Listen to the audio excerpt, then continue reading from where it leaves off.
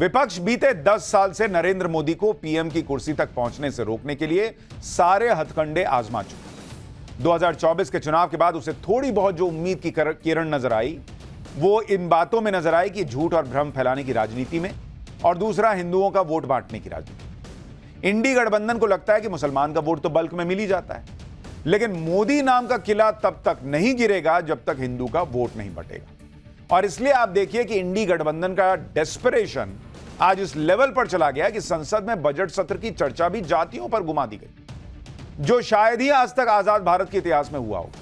और जब बीजेपी ने जाति का मुद्दा उठाने वालों को उन्हीं की भाषा में जवाब दिया तो संसद में बवाल मचा दिए लोग। जातिगत जनगणना की बात करने वाले राहुल गांधी से लेकर अखिलेश यादव तक आज एकदम फायर हो गए। इतनी आग लग गई उनके अंदर कि धुआं दिल्ली से लेकर लखनऊ तक दिख रहा होगा मानो। आज आपको संसद की सारी बातें विस्तार से बताऊंगा, एक एक तस्वीर दिखाऊंगा और कैसे पीएम मोदी ने इंडी गठबंधन के बजट वाले झूठ के धागे खोले ये भी दिखाऊंगा। लेकिन जाति वाले कार्ड पर आज संसद में क्या बवाल हुआ है पहले ये देखिए। भाई सबकी शुरुआत इंडी गठबंधन के नेताओं ने की थी, जब वो पिछले 2 दिन में बजट की पूरी चर्चा को जाति पर घुमा कर ले आए। कहां तो बजट पे बात करनी थी, लेकिन कहां ये लोग बात करने लगे कि बजट का हलवा जो अफसर तैयार करते हैं वो किस जाति के हैं, बजट का हलवा किस जाति के लोगों में बढ़ता है वगैरह वगैरह।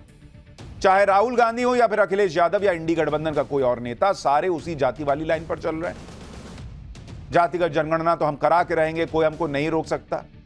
इनका इकलौता मकसद यही दिखता है कि हिंदू वोटों को जातियों में तोड़ा जाए और इसके सहारे नरेंद्र मोदी की उस राजनीति में तोड़फोड़ की जाए जो राजनीति हिंदू समाज को जातियों में नहीं बल्कि एकजुट होकर देखती है।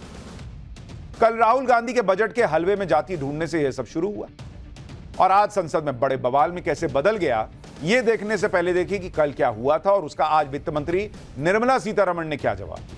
इसके बाद आपको दिखाऊंगा कि जातिगत जनगणना की बात करने वाले आज खुद की जाति पर बात आई तो कैसे फट पड़े।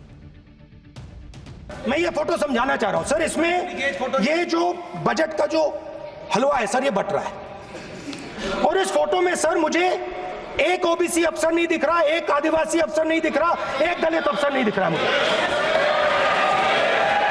ये हो क्या रहा है सर? सर देश का हलवा बट रहा है सर और इसमें 73% का एक है ही नहीं। सर ये आप लोग हलवा खा रहे हो और बाकी देश को हलवा मिल ही नहीं रहा है।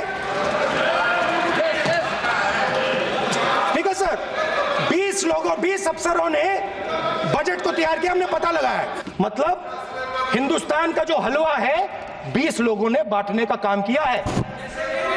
अब स्पीकर सर, उन 20 लोगों में से 90% लोगों में से 90% लोगों में से सिर्फ 2 हैं, एक माइनॉरिटी और एक ओबीसी। और इस फोटो में एक भी नहीं है, मतलब फोटो में आपने पीछे कर दिया। वो भी पीछे चल गया। फाइनेंस मिनिस्टर मुस्कुरा रही हैं। कमाल की बात है, ये हंसने की चीज नहीं है मैडम, ये हंसने की बात नहीं है, ये जाति जनगणना है, ये जाति जनगणना है, इससे देश बदल जाएगा। 2013-14 में मंत्री जी नीचे सेल्लार में जाकर के हलवा बंटवारा करने का शुरुआत 2013-14 में हुआ। मैं पूछ रही हूं तब बाय दैट टाइम, क्योंकि our leader of the opposition by that time was a full active leader, उससे पहले ऑर्डिनेंस फटा भी गया, वो इंडिपेंडेंस दिखाया विपक्ष के नेता। क्यों उस समय फाइनेंस मिनिस्टर तब की उनसे ये पूछा नहीं गया कि कितना एससी है भाई, आप नीचे जा रहे हो फोटो के लिए बोलो, नहीं तो वो हलवा में कैंसिल करूंगा, क्योंकि उस समय वो पावरफुल थे ना, रिमोट कंट्रोल था ना। वो हलवा क्यों कैंसिल नहीं किया, उनके हलवा कैंसिल नहीं किया, तब ये पूछा नहीं गया। भारत के हलवा बटाया जा रहा। सर ये आदत किसी का हो तो वो जमाना गया, मलाई खा करके इस देश को छोड़कर या पार्लियामेंट को छोड़कर लोग गए। राहुल गांधी की बातों को सुनकर इतना तो समझ में आ जाता है कि राजनीति हलवा नहीं, सबके बस की बात। लेकिन क्या कीजिएगा, नेता प्रतिपक्ष हैं, जो मन में आता है बोलते हैं। जो लोग बजट के हलवे में भी जाति देख रहे हैं उनकी राजनीति समझिए, उनकी सीधे सीधे समझ में यह आ रहा है कि वो जब जाति की ही राजनीति अब करना चाहते हैं और जब तक जाति में चीजें नहीं बटेंगी, हिंदू का वोट भी नहीं बट पाएगा और तब तक नरेंद्र मोदी को ये लोग नहीं हरा पाएंगे। लेकिन विडंबना देखिए कि अगर कोई गलती से भी इन लोगों की जाति पूछ ले या इनकी जाति का जिक्र भी कर दे, अरे बाप रे बाप, एकदम बवाल कि कैसे पूछ लिए तू। आज संसद में हुआ भाई, बीजेपी सांसद अनुराग ठाकुर ने बस इतना पूछ लिया कि जो लोग जाति जनगणना की बात करते हैं उनकी जाति क्या है। इस बात पर लोकसभा में इंडी गठबंधन के नेता भड़क गए। राहुल गांधी तो बोले कि गाली दे रहे हैं, अखिलेश यादव भयंकर गुस्से में आ गए। पहले देखिए अनुराग ठाकुर के बयान पर कैसे हंगामा मच गया, फिर आपको अखिलेश यादव का भी गुस्सा दिखाऊंगा। जिसकी जात का पता नहीं वो गन्ना की बात करता है। जो भी इस देश में दलितों की, आदिवासियों की, पिछड़ों की बात उठाता है, जो भी उनके लिए लड़ता है, उसको गाली खाना ही पड़ता है। और मैं ये सब गालियां खुशी से खाऊंगा, क्योंकि महाभारत की बात हुई तो महाभारत में अर्जुन को सिर्फ मच्छी की आंख दिख रही थी, उसी प्रकार मुझे सिर्फ मच्छी की आंख दिख रही है। जाति जनगणना हम करा के दिखाएंगे, खत्म। आपको जितनी गाली देनी है आप दीजिए, हम खुशी से लेंगे। अनुराग ठाकुर जी ने मुझे इंसल्ट किया है, मगर मैं अनुराग ठाकुर जी से कोई माफी नहीं चाहता हूं, मुझे कोई माफी की जरूरत नहीं है। मैं लड़ाई लड़ रहा हूं, जितनी आपको गाली देनी है मैं आपसे कभी माफी नहीं मांगूंगा, मुझे आपकी माफी नहीं चाहिए। राहुल गांधी कह रहे हैं कि मैं आपसे कभी माफी नहीं मांगूंगा, मुझे आपकी माफी नहीं चाहिए। अरे आप क्यों माफी मांगेंगे अगर आप आहत हो रहे हैं? और जो लोग जातिगत जनगणना के जरिए सबकी जाति पूछ लेना चाहते हैं, वो अपनी जाति पर कुछ सुनना तक नहीं चाहते।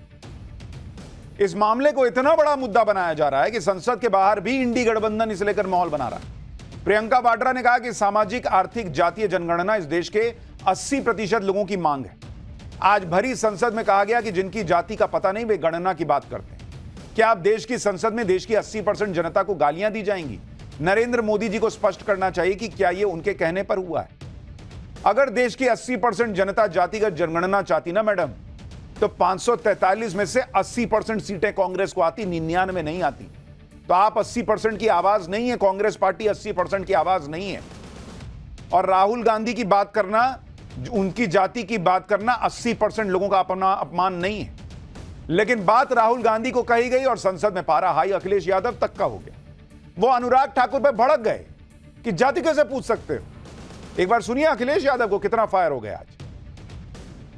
माननीय मंत्री रहे हैं, बड़े दल के नेता हैं, मंत्री रहे हैं, बड़ी बात कर रहे थे। मैं महाभारत, शकुनी, ये सब बातें कह रहे थे, दुर्योधन तक यहाँ ले आई है। वे केवल सभापति महोदय, इनसे ये पूछना चाहता हूँ, आपने जाति कैसे पूछ ली है बताइए बस। आप जाति कैसे पूछ सकते हैं? आप बताएं जाति कैसे पूछ सकते हैं? आप पूछ के दिखाओ जाति तुम। आप जाति कैसे पूछोगे तुम? कैसे पूछोगे जाति? नहीं, जाति नहीं पूछ सकते आप। अखिलेश यादव कह रहे हैं कि जाति नहीं पूछ सकते। कैसे जाति पूछ ली? देश की जाति पूछकर जातिगत जनगणना कराने वाले जाति कैसे पूछ ली, ये कह रहे हैं। आप देखिए, गलती से भी जाति पूछने पर इतना भड़क रहे हैं ये लोग, और वो खुद कैसे दूसरों की जाति पूछने से पहले हिचकते नहीं हैं, ये भी देखिए। उन्हें दूसरों की जाति पूछने में कोई दिक्कत नहीं है। जातिगत जनगणना की बात करने वाले राहुल और अखिलेश कैसे लोगों की जाति पूछते रहते हैं।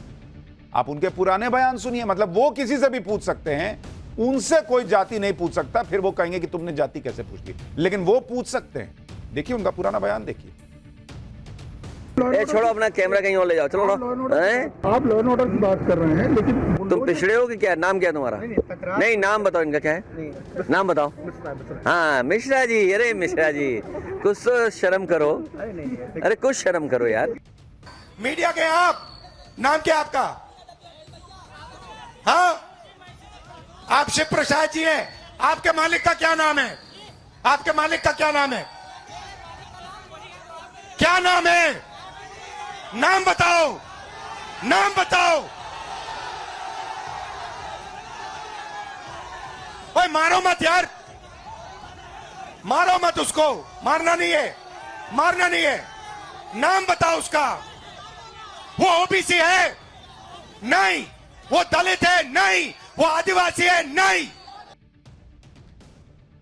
तो जाति पूछना भी एक प्रिविलेज हो गया है कि राहुल गांधी और अखिलेश यादव तो जाति पूछ सकते हैं, लेकिन इनसे कोई नहीं पूछ सकता। ये फिर पूछेंगे कि तुमने पूछ कैसे लिया। संसद में अखिलेश यादव को इतना गुस्से में शायद ही पहले देखा गया। बहुत लोग समझ नहीं पाए कि जो बात राहुल गांधी को कही गई उस पर अखिलेश इतना क्यों भड़क गए।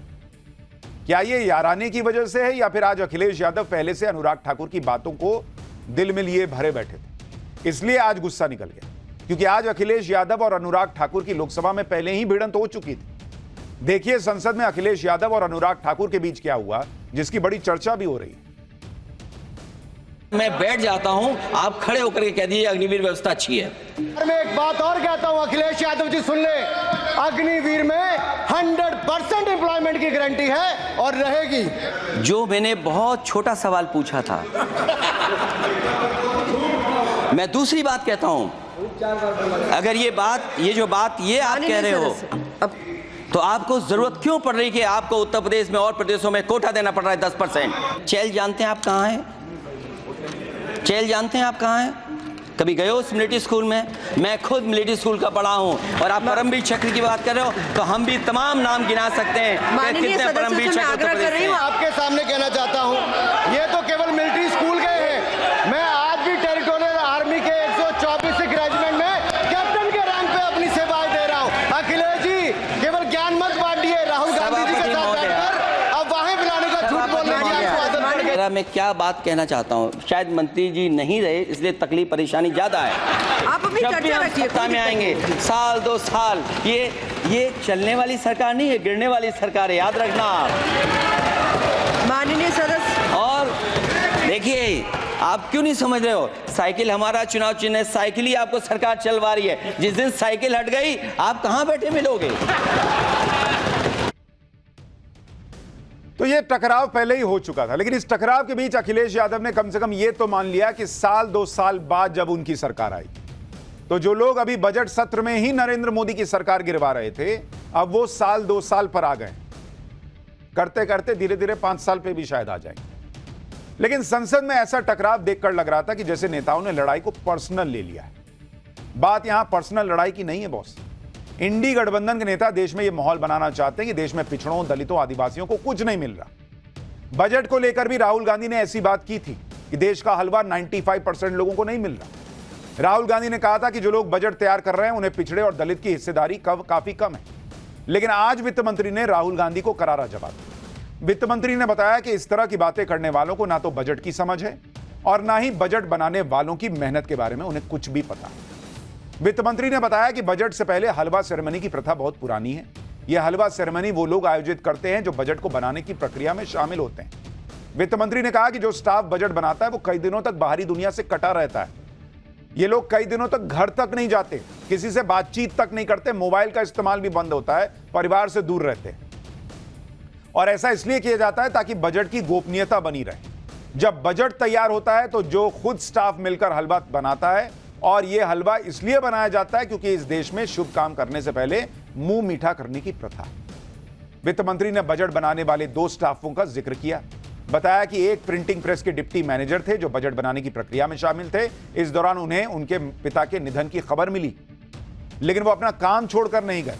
जब तक बजट बना नहीं तब तक वो बाहर नहीं आए। इसी तरह एक और स्टाफ है, उनके बेटे का निधन हो गया, लेकिन वो भी बजट का काम बीच में छोड़कर नहीं गए।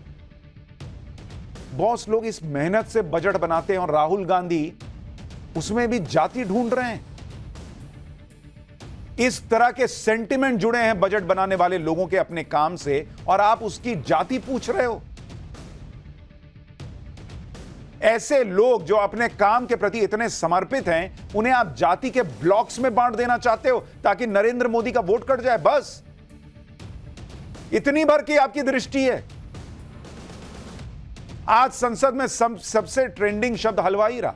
राहुल गांधी कल हलवा हलवा कर रहे थे। आज बीजेपी ने पूछ लिया कि कांग्रेस की सरकार में जो भ्रष्टाचार का हलवा बट रहा था वो किसे मिला। सुनिए अनुराग ठाकुर को, फिर आपको बताऊंगा कि नरेंद्र मोदी ने आज कैसे बजट पर विपक्ष को बेनकाब किया। मैं पूछना चाहता हूं हलवा किसको मिला? मैं पूछता हूं हलवा किसको मिला?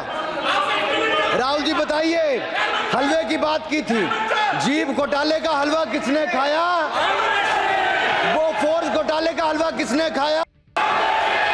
अंतरिक्ष देवास घोटाले का हलवा किसने खाया? नेशनल हेराल्ड के घोटाले का हलवा किसने खाया? सबमरीन घोटाले का हलवा किसने खाया? अगस्ता वेस्टलैंड घोटाले का हलवा किसने खाया? 2G स्कैम हलवा किसने खाया? कॉमनवेल्थ स्कीम का हलवा किसने खाया? कोयला घोटाले का हलवा किसने खाया? वाल्मीकि योजना घोटाले का हलवा किसने खाया? चारा घोटाले का हलवा किसने खाया? यूरिया स्कैम का हलवा किसने खाया? राहुल जी, हलवा मीठा था या फीका?